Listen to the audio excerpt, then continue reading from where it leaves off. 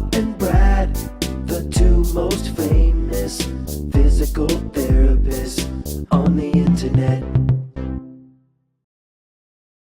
Howdy, folks. I'm Bob Schrupp, physical therapist. Brad Heineck, physical and therapist. Together we are the most famous physical therapists on the internet. In our opinion, of course, and Bob. This is Sam. Sam, I am. We're going to talk about a tight psoas muscle. Ooh. We actually are going to talk about a tight iliopsoas muscle. Okay. But before we do, Brad, we'll mention our giveaway. We're going to show it later on, but it's the X6. X6. We had to remember the name.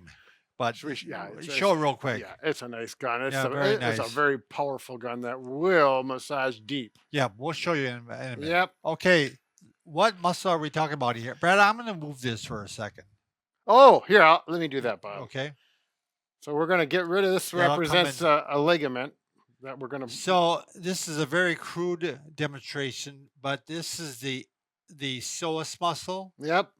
And it blends in with the iliacus muscle. Sure. And they both make up the hip flexors. Which means they are responsible for this muscle, right. Yep. You can see this muscle slackens up when I do that. Yep. But if we want to stretch it, you can see we go the other way. We go like this. Yep. I don't know if you can see that band stretching. Right here.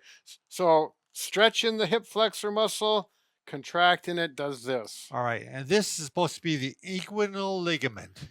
Yes, it's we'll talk about that in just a important minute. Structure for this particular video that you should know. This is a very deep muscle, very difficult to get to with a massage gun. We'll show you how to try it. Right. But we don't want you doing it if you're pregnant or if you have constipation or colitis or something along a kidney disorder. Right. I mean, it's just not a good area to be digging in when you have those type of things. You need to have good, healthy skin. You're a good, healthy person. You're athletic type of a thing. So the first thing, Brad, I want to show the stretch that I found a study, and they compared the contract relax stretch to a static stretch. So in other words, you're just holding it statically for 30 seconds versus you stretch.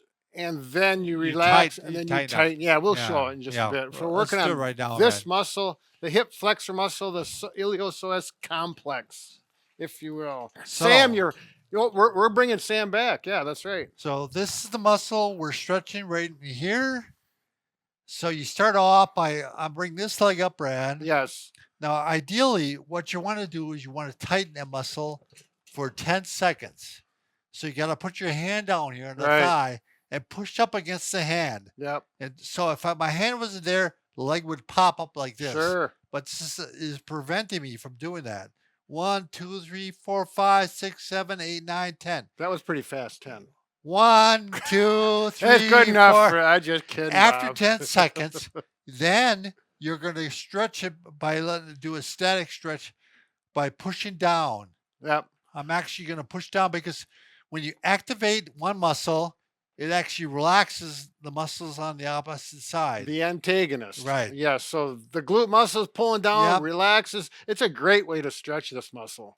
So in 30 seconds, you got a good stretch, relax. Yes. You do this 5 times, Brad. That's what the study did. Okay. So tighten 1, 2, 3, 4, 5, 6, 7, 8, isometric. 9, 10.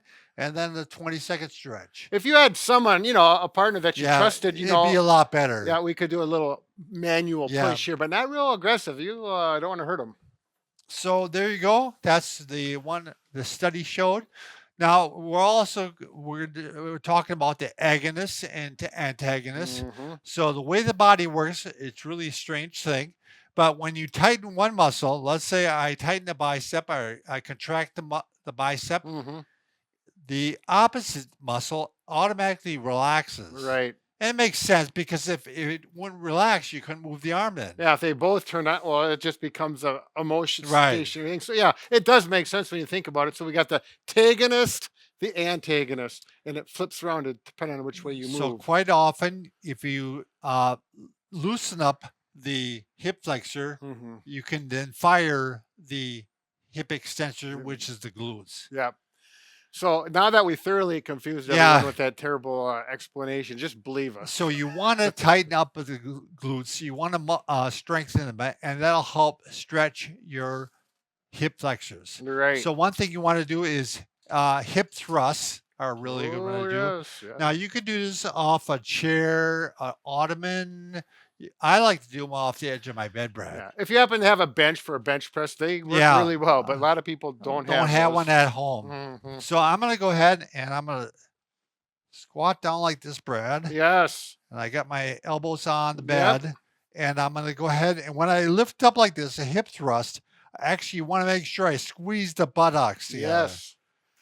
Squeeze the buttocks together. So think about squeezing those butt cheeks together. We've got to get right down to the point. Like someone put a quarter in between there and you're going to squeeze that quarter so it doesn't fall out. Now, eventually what you can do is you put some weight on this area, the inguinal area, and that'll help give you some resistance. Sure. Now, you could take some kitty litter bag, or you could take a... what about dog food? That may be fine too. We don't want to discriminate. So, well, yeah. There's another way. But Brad has another way. Yeah. If you happen to have, you don't have a bunch of weights or dogs or cats around, but you do happen to have some loop bands, these larger loop bands, this is exactly what I do at home. And I put it around here like that, and I have a chair, and you got to get the right distance. You'll figure it out. You need to kneel close to the end of the chair. If you go back here, you do a wheelie. So get here, get in there, hold here, and then I push and do that same thing. I'm squeezing that quarter in my gluteal cleft, or the plumber's butt thing, and then squeeze, and it works great. I'm glad we don't see that. But yeah, this has been a wonderful design. It doesn't look like you're working it hard, but it is giving you good resistance. Yeah, and if it's not hard enough, you simply move the chair a little farther or get a different strap. So yeah, there's an option. Brad, do you want to bring Sam back over here? Yes, I do. And so one thing I want to point out. He's usually gone. When we kick him out, he's gone, but he's coming back for round 2. Second round. Take 2. So, again, we're talking about the psoas muscle.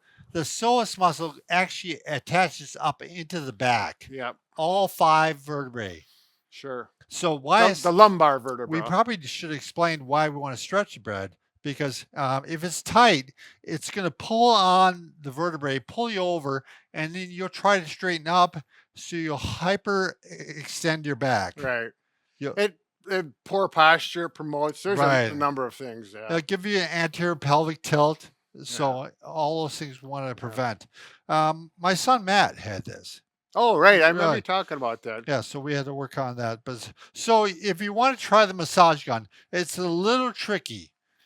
Well, anything, because a muscle is here, you got all kinds of abdominal content in the way. It's very deep. Yeah, so you're not going to get in there and massage it. Some therapists do. I never did, because there's a long ways to get through. But if you look down here, you can get the end of the muscle where it connects to the femur. Lesser trochanter. There you go. So if you can find, put your hand on your pelvis, and you go down to you'll feel a bump on the end. Yeah. Right there. Right there. That's ASIS.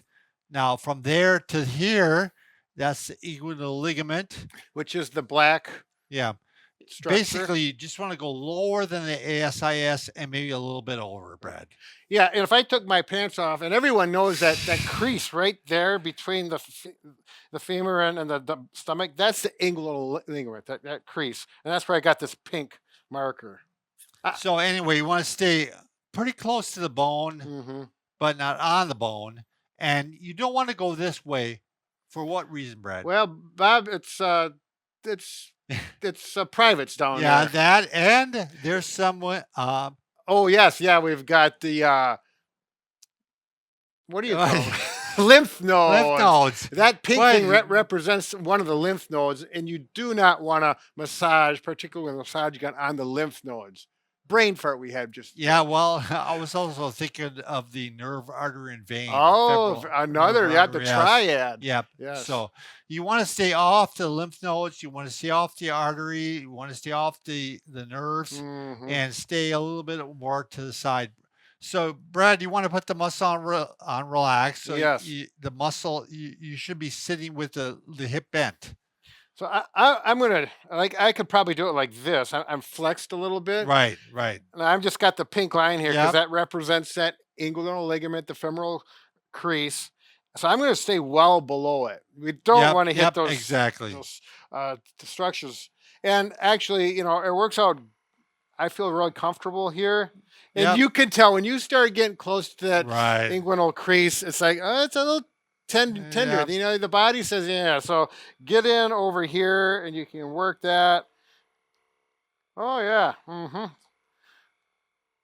And this works really nice with pants on, clothing on. You put a smooth head on. We got the metal head here, and it slides across it very nicely. It just works good.